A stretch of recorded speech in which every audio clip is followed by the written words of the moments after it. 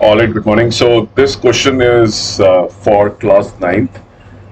In this question, you're given a particle which moves in a circle of radius r, right? It starts from A.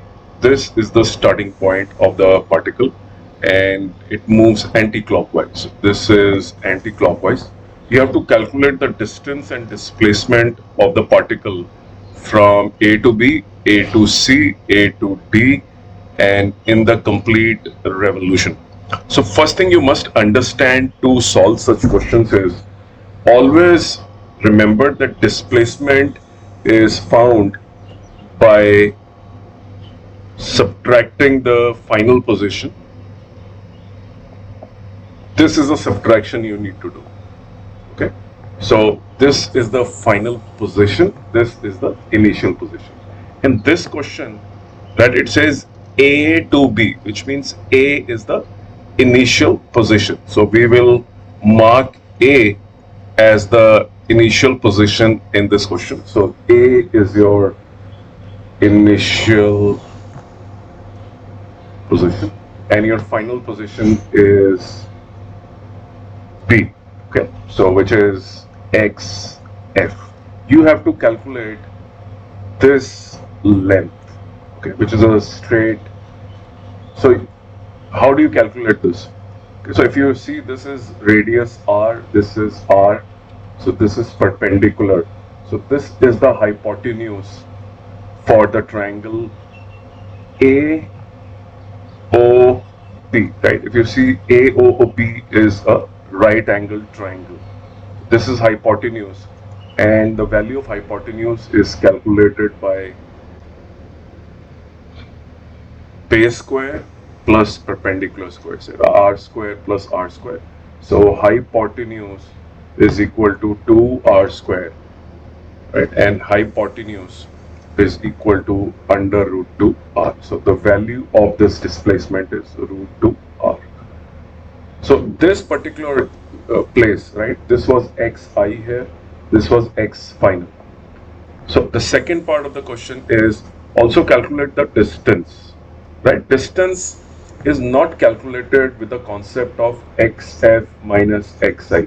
This is only used for displacement when you mark the initial point and the final point. The distance is the actual path the body covers. So the body has covered this path. You have to find this, right?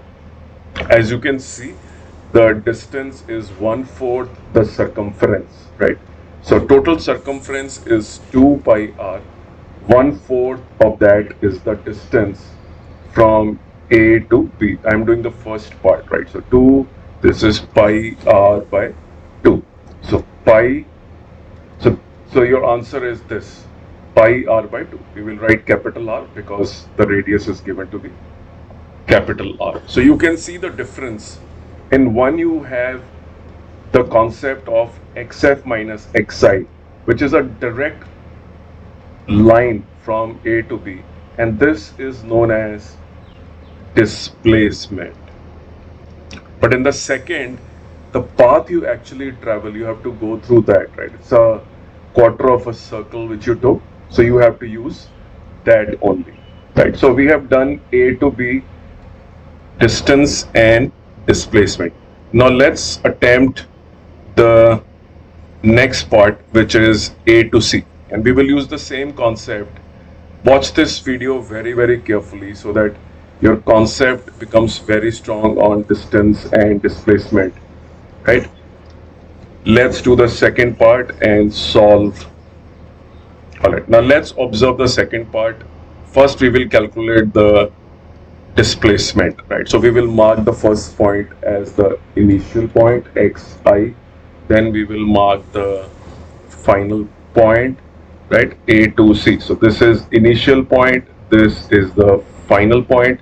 If you subtract xf minus xi, which means you will get the displacement from A to C. If you see, the line joining A to C directly is how much? What is the length of the AC? A to C, right? XF minus will result in AC. If you notice, it is twice the radius, which means the diameter. So the displacement from A to B is the diameter itself. So the answer for this is diameter. Now let's talk about the distance. Distance will not be x final minus x initial. Distance is the actual path you took to reach that place. It is not the straight line. The straight line has already been taken care of in the form of displacement. So this is your arc which you get, and this you can see is semicircle. So A to C is a semicircle, and therefore the distance of semicircle is pi r, half the circumference, right? It's semicircular circumference. Let's talk about A to D, the third part. If you notice A to D, this is your final point. This is your initial point. If I join them straight, I will get the displacement, which is xf minus xi is equal to AD, the displacement. Again, this is the radius, this is the radius. So using Pythagoras, you will get root 2r. You have got the displacement from A to D. But if you calculate the distance, it is the actual path. So half the circle and then quarter of a circle will give you total of 3/4 the circumference. Okay, so 2 2s are, you will get 3/2 pi r. Hope this is clear to you.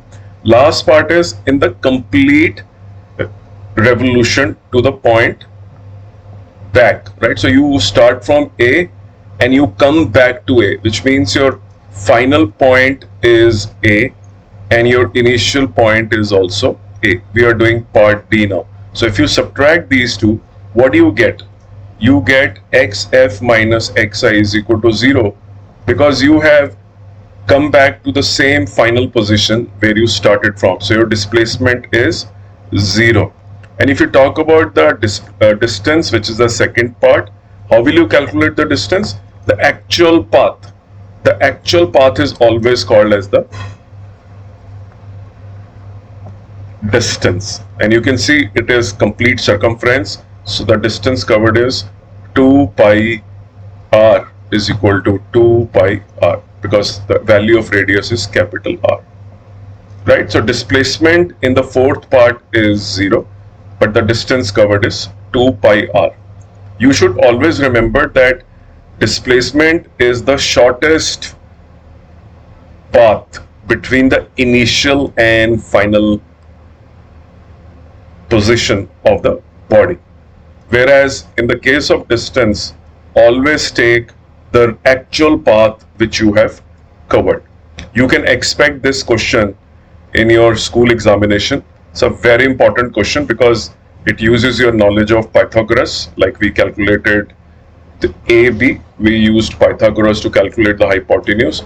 It also tests your knowledge of the circle, right? So such questions are very common in class 9, and you must practice similar questions to score full marks. Thank you very much.